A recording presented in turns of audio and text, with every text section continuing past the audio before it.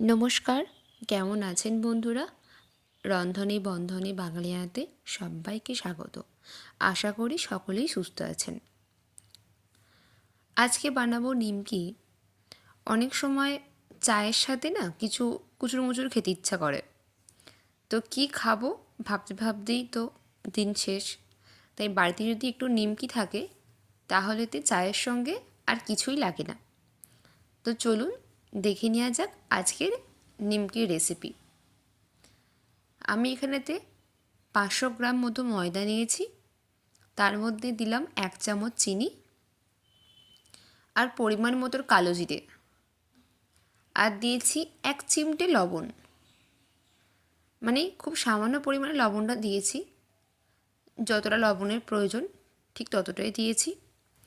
আর দেব পরিমাণ মতো ঘি। আমি এখানে ঘি দিয়েই ময়ামটা দেবো, আপনারা চাইলে ডালডা বা সাদা তেল দিয়েও ময়াম দিতে পারেন। ঘিটা আমি বেশ অনেকটা পরিমাণে নিয়েছি, কারণ ঘিটা দেখতেই পাচ্ছেন আপনারা একটু হালকা জমে জমে গেছে, তাই ঘিটা দেখতে একটুখানি লাগছে কিন্তু পরিমাণটা অনেকটাই। খুব ভালো করে ময়দাটা ময়াম দিতে হবে।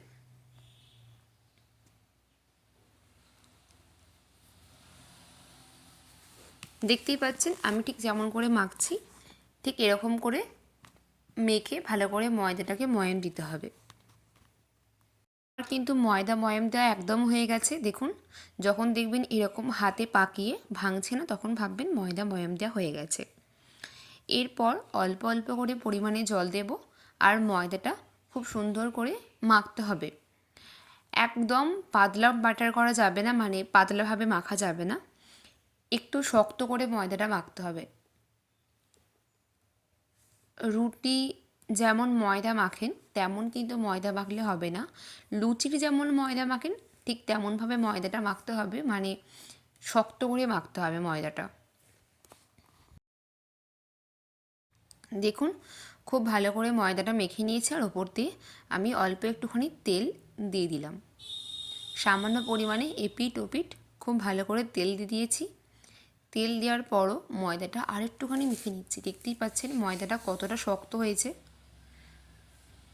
ঠিক এরকম করেই ময়দাটা মাখবেন। এবার ময়দাটা আমি আধা ঘন্টা মতো রেস্টে রেখে দেবো।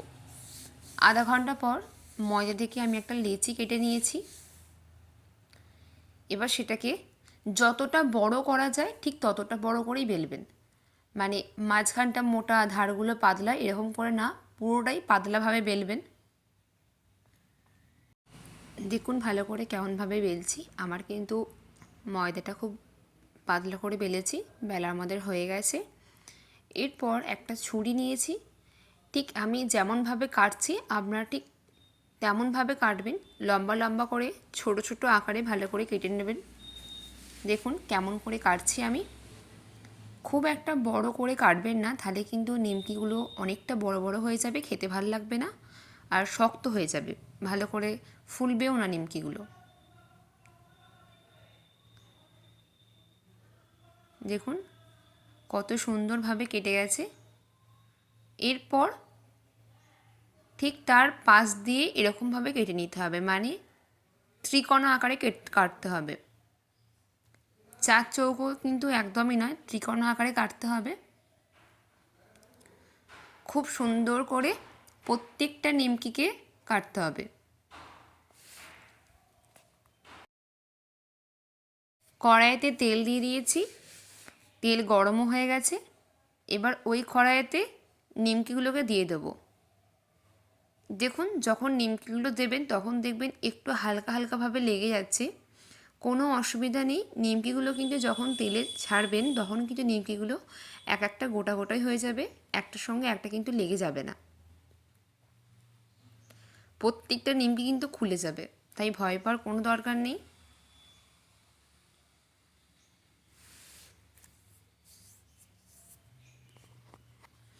দেখুন লাল লাল নিমকিগুলো হয়ে গেছে, আরেকটু লাল লাল করবেন, তারপর নিমকিগুলো তেল থেকে তুলে দেবেন। এপিঠ ওপিঠ খুব ভালো করে লাল লাল করে ভাজতে হবে।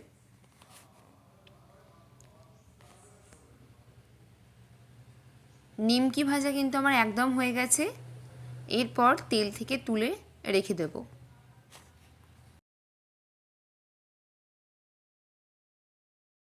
এরকমভাবে প্রত্যেকটা নিমকিকে আমি খুব সুন্দর করে এপিট ওপিট লাল লাল করে ভেজে নেব। চলুন বাকি নিমকিগুলো ভেজে আপনাদের ঘরে দেখাচ্ছি।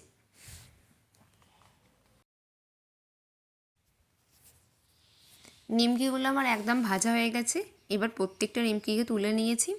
দেখুন একটা খবরের কাগজের উপর রেখেছি যাতে নিমকির ভেতরে যা তেলটাকে আছে সেটা খবরের কাগজের মধ্যে টেনে যায়।